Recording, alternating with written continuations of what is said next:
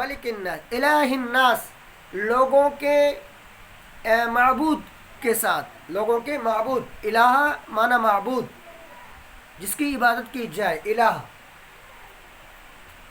من شر الوسواس الخناس، وسوسہ ڈالنے والے کے شر سے، الخناس، خناس جو چھپنے والا ہے یا پیچھے ہٹنے والا ہے، ٹھیک ہے جی.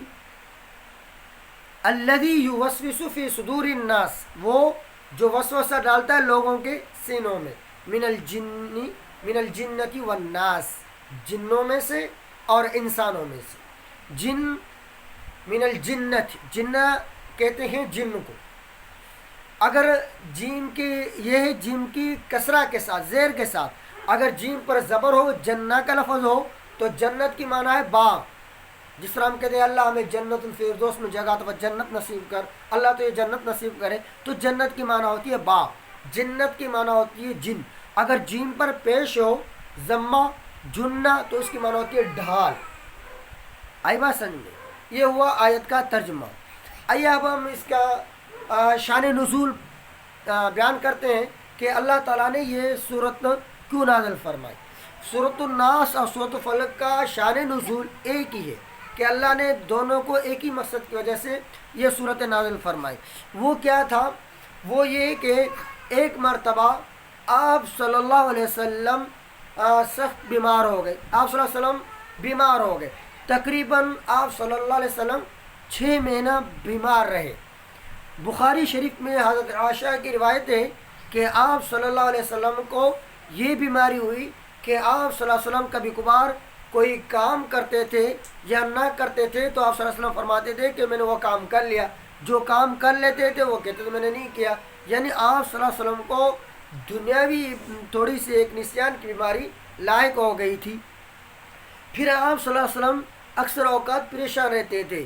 ایک مرتبہ حضرت عائشہ صدیقہ رضی اللہ تعالیٰ عنہ فرماتی ہیں کہ آپ صلی اللہ علیہ وسلم میرے پاس آئے اور آ کر عرض کیا کہ اے عائشہ، اللہ نے مجھے میری بیماری کا پتہ بتلا دیا.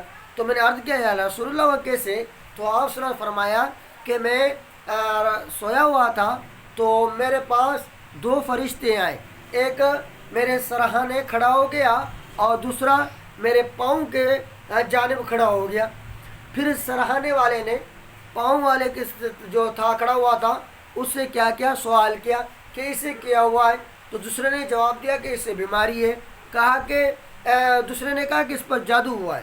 تو پھر سرہانے والے نے سوال کیا کہ جادو کس نے کیا ہے؟ تو اس نے جواب دیا کہ لبید بن عاصم جو یہ ایک یہودی منافق ہے اس نے آپ صلی اللہ علیہ وسلم پر سحر جادو کیا ہے. پھر اس نے سوال کیا کہ جادو کس چیز پر کیا ہے؟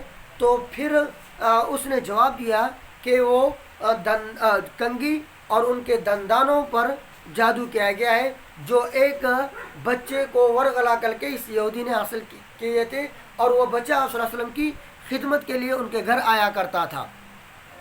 پھر اس نے سوال کیا کہ وہ جادو کی چیزیں کہاں پر ہے؟ تو اس نے کہا کہ وہ جو جادو کی چیزیں ہیں وہ بیر زروان، مدینہ منورہ کے اندر ایک کنواں ہوتا تھا جس کا نام تھا بیر زروان. کہا کہ اس زروان کے کنویں کے قریب ایک بہت بڑی چٹان پڑی ہے، اس چٹان کے نیچے وہ جادو کی چیزیں پڑی ہوئی ہیں. پھر آپ صلی اللہ علیہ وسلم جاگ گئے، بیدار ہوئے. جاگنے کے بعد آپ صلی اللہ علیہ وسلم نے چند صحابہ کو ساتھ میں لیا اور اس کنویں پر آئے، اور اس کنویں کا پانی مہندی کی طرح ہو گیا تھا، رنگ مہندی کی طرح ہو گیا تھا.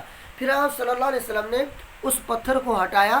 ہٹانے کے بعد پھر آپ صلی اللہ علیہ وسلم وہ چیزیں نکالی تو آپ صلی اللہ علیہ وسلم کیا دیکھتے ہیں؟ ایک تانت کی تار تھی جس میں 11 گرہیں لگی ہوئی تھی. تو اللہ تعالیٰ نے یہ سورۃ الفلق اور سورۃ الناس نازل فرمائی جس کی ٹوٹل آیات 11 ہے، اور اس میں جو گرہیں تھی وہ بھی 11 تھی. تو آپ صلی اللہ علیہ وسلم نے ایک ایک آیت پڑھتے گئے اور ایک ایک گرہ کھولتے گئے. پھر آپ صلی اللہ علیہ وسلم جب 11 گرہیں کھول چکے تو آپ صلی اللہ علیہ وسلم فرماتے ہیں کہ میں نے یوں محسوس کیا کہ میرے اوپر کوئی بہت بڑا بوجھ تھا وہ اتر گیا. تو اللہ تعالیٰ نے یہ صورتیں اس لیے نازل کی تاکہ آپ صلی اللہ علیہ وسلم پر انہوں نے جو جادو کیا تھا اس کا اثر کو ختم کرنے کے لیے. اس لیے بعض اللہ کے ولی جو تھے وہ بزرگوں کا قول ہے کہ اگر کسی پر اس طرح کا جادو ہو گیا ہو تو وہ 19 مرتبہ سورۃ الناس سورۃ الفلق پڑھ لے تو اللہ تعالیٰ اس جادو کا اثر ختم کر دیتے ہیں۔ تو قل اعوذ برب الناس، آپ کہہ دیجئے کہ میں پناہ چاہتا ہوں لوگوں کے رب کے ساتھ، ملک الناس لوگوں کے مالک کے ساتھ، من شر الوسواس وسوسہ ڈالنے والے کے شر سے، الخناس جو چھپنے والا ہے یا پیچھے ہٹنے والا ہے۔ اس سے مراد شیطان ہے، چونکہ شیطان انسان کے دلوں میں وسوسہ ڈالتا ہے، وسوسہ ڈال کر کے جب اسے گمراہ کر دیتا ہے تو وہ پیچھے ہٹ جاتا ہے یا چھپ جاتا ہے، کیونکہ جو اس کا مقصد تھا وہ مقصد حاصل وہ کر لیتا ہے۔ تو اس آیت کے اندر شیطان کی شر سے پناہ مانگی گئی۔ الذی یوسوس فی صدور الناس، جو لوگوں کے سینوں میں وسوسہ ڈالتا ہے۔ وسوسہ کس طرح ڈالتا ہے کہ بعض روایات کے اندر آتا ہے انسان کا جو قلب دل ہے اس دل کے باہر کھڑا ہو کر وہ اپنی چونچ جو ہے اس دل پر لگاتا ہے، یعنی وہ وسوسے ڈالتا ہے۔ تو یہ وسوسہ شیطانی جو ہے وہ تمام گناہوں کی جڑ ہے، گناہوں کا سبب اور گناہوں کی جڑ ہے وسوسہ شیطانی۔ تو اس صورت کے اندر اس شیطان وسوسے سے پناہ مانگنے کا حکم ہے۔ من الجنت والناس، جنات میں سے اور انسانوں میں سے۔ اس صورت کے اور بھی بہت ساری فضائل ہیں، وہ انشاءاللہ العزیز سورۃ الفلق کا ترجمہ کرنے کے بعد پھر اکٹھے میں دونوں صورتوں کا آپ لوگوں کو فضائل انشاءاللہ العزیز بتلاؤں گا۔